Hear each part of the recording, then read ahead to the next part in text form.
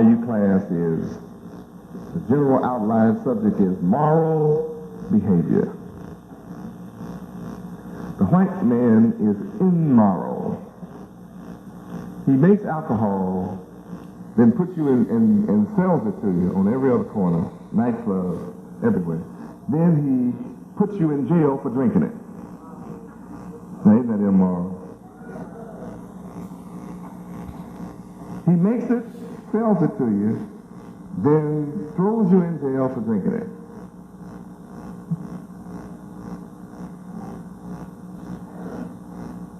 You can have alcohol on your breath, beer on your breath, and of his own mind, he can determine at his will that you have been drinking, so you are DWI. Drinking while under the influence, you get a long ticket, have to go to court. The ticket means what? He robs you of your money. See, that alcohol is a lot more expensive than what you paid. Costs you a lot more than what you paid for the bottle. You thought the bottle cost you $10.50. See, that ticket cost you $500 and 6 months suspension of the driver's license. Because you got caught drinking it. But they advertise drinking.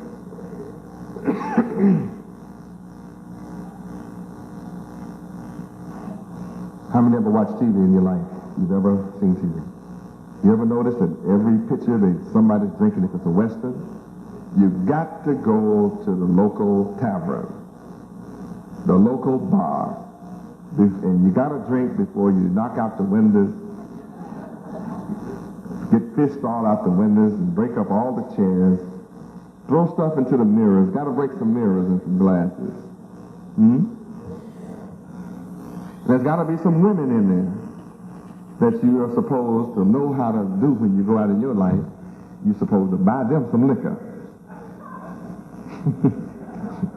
You brainwash all the men. When you see a woman in a bar, you must go in your pocket. See how expensive liquor is?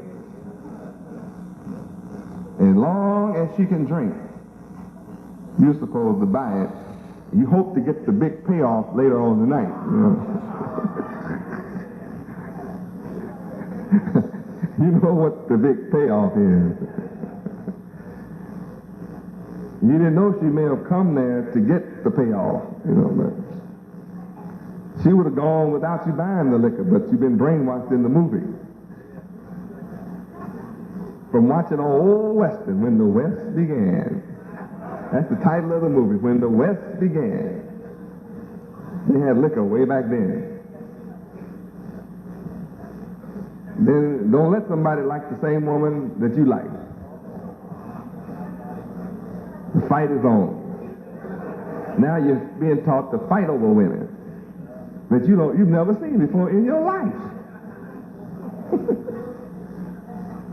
You can't wait to get out and be immoral later on tonight. After watching When the West Began, boy, you can't wait to go out to the local night spot. You got your whole paycheck in your pocket. Everything you got in your whole life is in your pocket. And you make sure you get all of it changed into one. You put it all together and you get one $10 or $20 bill. That's about as big as you can afford it, $20 bill. You can't afford no 50 or 100. It takes a long time to afford a $100 bill and stack it up on top of one. Put that 20 on top of all the ones. And when you flash, you go in your pocket and get your big knot, and you let her see this 20. And when you flash, you make sure the 20 stays in her face. And see if I can get to these ones down here. That's all you got.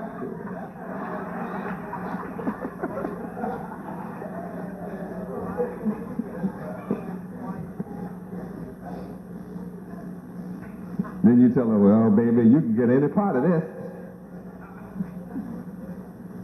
What you want? What you drinking? All right, bartender, give her what she wants. Immoral behavior. Is that not the white man's society?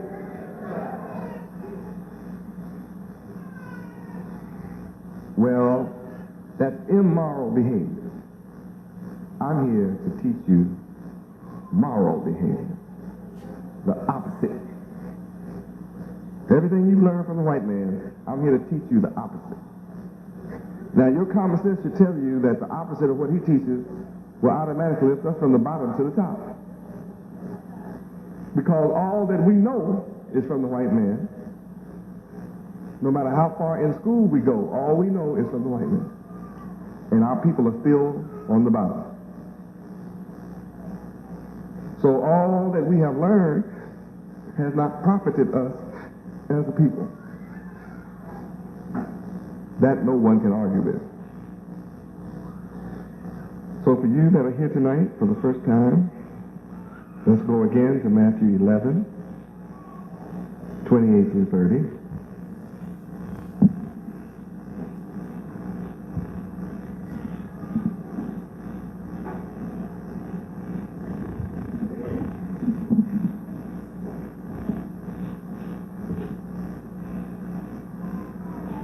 Read.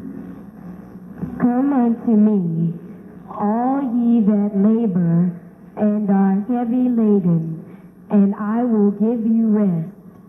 Take my yoke upon you, and learn of me, for I am meek and lowly in heart, and ye shall find rest unto your souls. For my yoke is easy, and my burden is light. The whole story here is in verse 29. Learn of Yahweh Ben Yahweh. Why do we have to learn of Yahweh Ben Yahweh? Because no one has ever taught us of Yahweh. Come and learn of me. Me stands for Yahweh. A pronoun for Yahweh. A personal pronoun for Yahweh.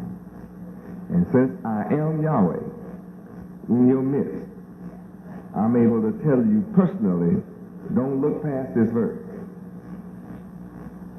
That's the value of my being here in the flesh, is I can say, hold it. Without me, you would have to be able to see so clearly, you would know to hold yourself.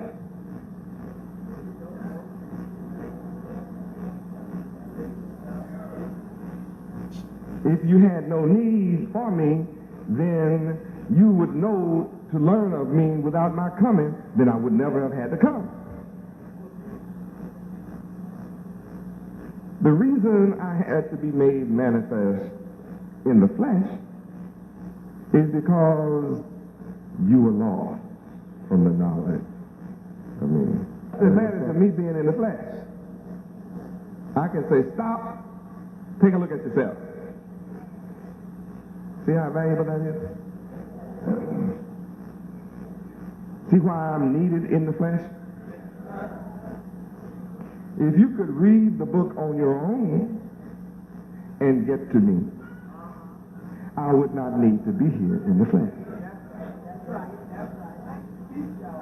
If you could read the book and clear the veil of your own blind mind, I wouldn't have to come and do away with the veil over your blind mind. 2 Corinthians 3:14. You need me here in the flesh to teach you moral behavior, or you'll never get it. You cannot get it any other way except that I come and manifest myself in the flesh.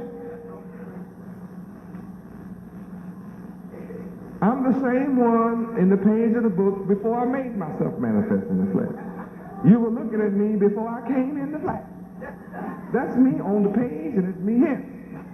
Standing in front of you, one and the same. One and the same. The word on the page and me is the same, only I'm alive now. You can behold my glory, the glory of the Word. See? Here I am. Say, hold it. Take a look at me. I am the Word, showing you the Word, taking my Word, and removing the veil over your mind with my Word.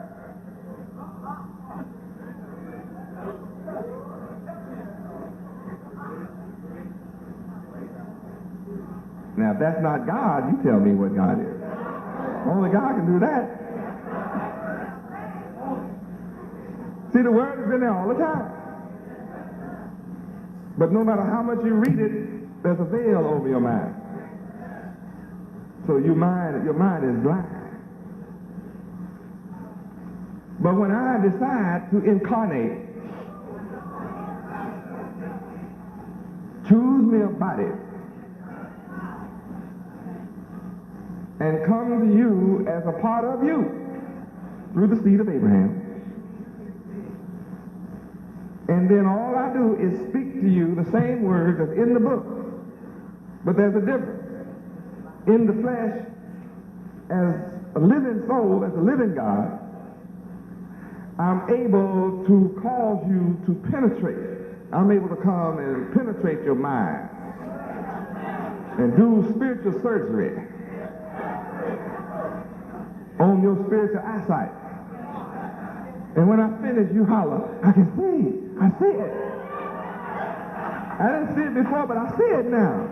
That's because I'm God. I'm making you see it.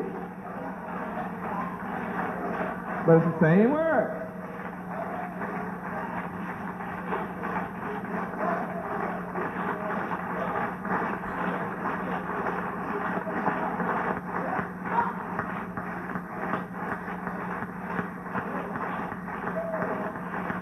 Praise God.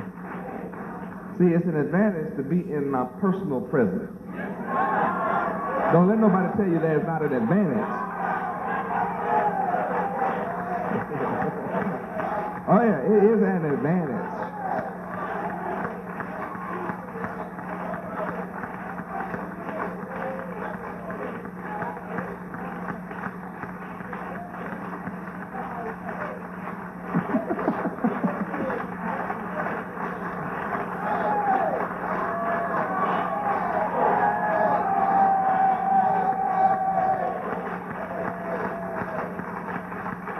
Praise God.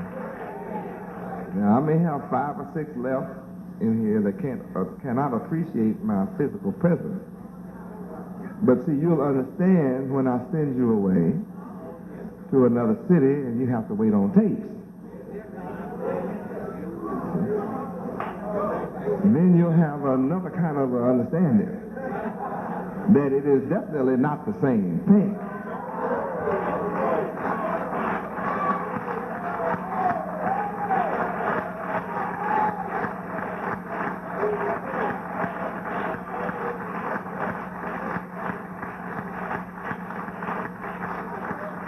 Praise God.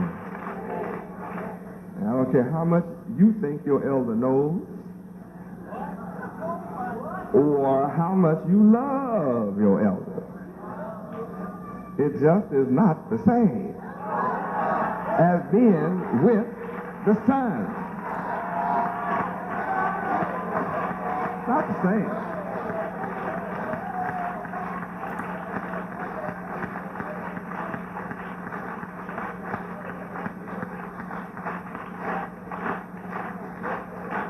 Praise God. And don't let nobody fool you and say it doesn't make any difference if you live where I live or not. Once you don't live where I live, you will discover how precious I am. Sooner or later, you'll discover it.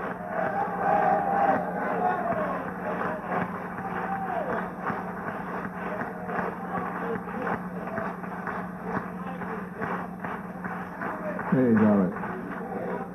Sooner or later, you will discover there is no substitute for the Son, Yahweh. That's right, brothers. right, brother. Praise God. You can put all your money on that. And so there's one thing more important than your money, called your life.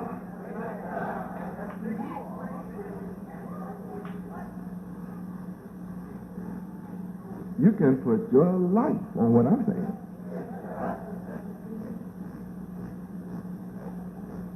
That without the Son, Yahweh, I don't even want to talk about how bad that is. That's so terrible.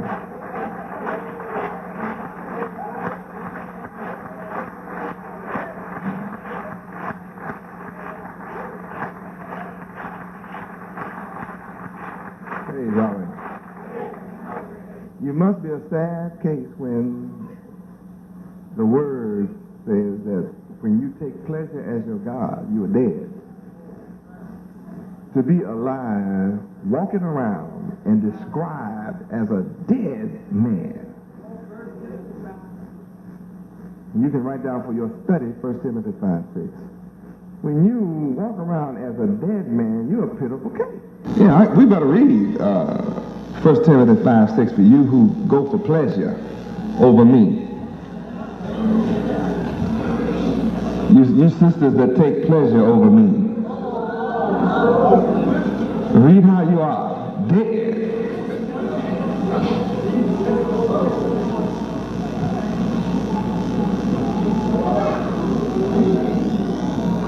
See, I'm not bashful, I'm bold. I ask you head up. You like pleasure more than me? You like pleasure more than me when I'm the author of pleasure?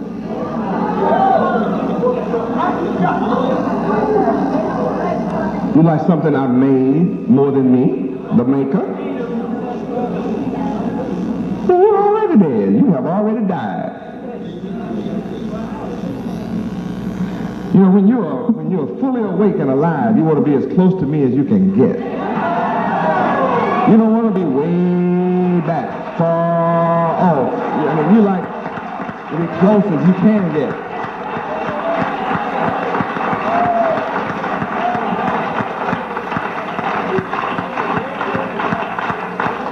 Praise God. You know, if you're assigned to the back of the room, I understand that. That's your job assignment. But when you place yourself way back, see, you're saying you're afraid to look in my face up close. You don't like me looking in your eyes up close. You're afraid I can see through you. So you want to put some distance between you and me. Like I'm looking through your soul, and you don't want me doing that. So you figure if you can get way back, I can't look too good through your soul. You like to hide way back and get behind TVs and don't even look at my face at all. I mean, how can you think about not even looking at my face? You rather look at me on TV.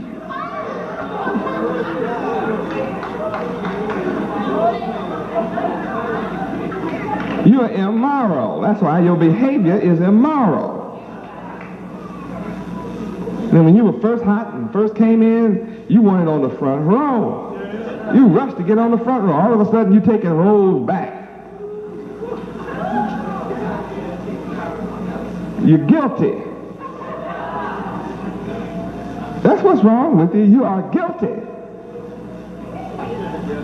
Guilty of what? Guilty of everything you're guilty of.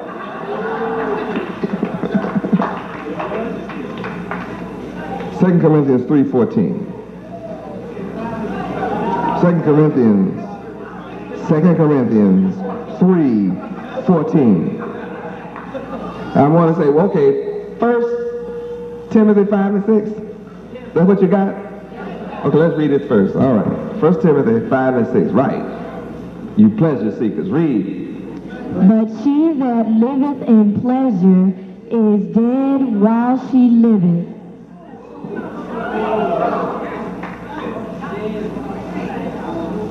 Again. But she that liveth in pleasure is dead while she liveth.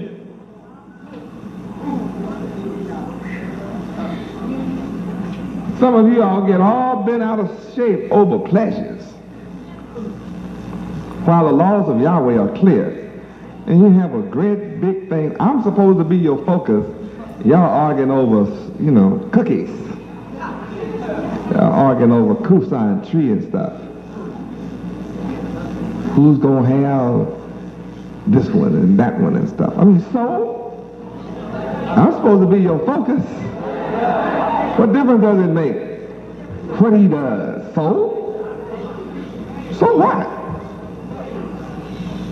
I'm your focus, aren't I? Well then, none of that other stuff matters. Whoever chooses a trap, it's his trap. It's his trap. He doesn't know what he's doing. If he knew what he was doing, he'd come to me and say, is this good? Because see, stuff that's good to you isn't necessarily good for you.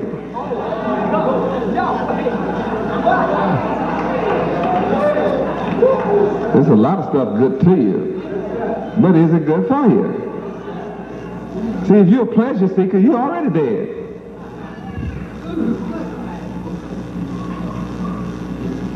So just keep your mind focused on me and you'll be in perfect peace. Right? Isaiah 26:3. Boy, I have to go over this a lot of times, don't I? Get your mind back on me. Some sisters want to own some man and know the law.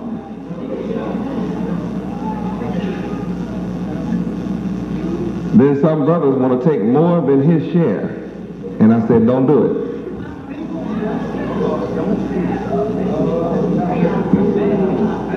All of you crazy. Unless you keep your focus on Yahweh. What about Yahweh? Divine mind of Yahweh. The divine. See, my mind is divine. If you keep your mind focused on my divine mind, you will have perfect peace. Read. Thou wilt keep him in perfect peace, whose mind is stayed on thee, because he trusteth in thee. See? You trust in my divine mind. And don't look at the flesh. Now, if you keep making mistakes and do it, you're immoral. You're just immoral. Now, 2 Corinthians 3:14. Because it's about 1 minute, I got to go on to my words in the class. See, I got to go with moral behavior. Okay, read. But their minds were blinded, for until this day remaineth the same veil untaken away in the reading of the Old Testament, which veil is done away in Yahweh Ben Yahweh. Only in me can your veil be removed. Now, no Christian can say some Christ took their veil away. They have never learned their nationality as a Christian. Been knowing Christ 50 years and the veil is still over their mind. They cannot read the book with an understanding to this day. Read the next verse. But even unto this day, when Moses is read, the veil is upon their heart. So even if they've been a Christian 50 years, is the veil still there or not? The books say until this day. So if the veil is still there to this day, then everybody you've been calling Jesus and Christ couldn't be alive or real because you still got a veil till this day. But it's done away through me. Praise Yahweh.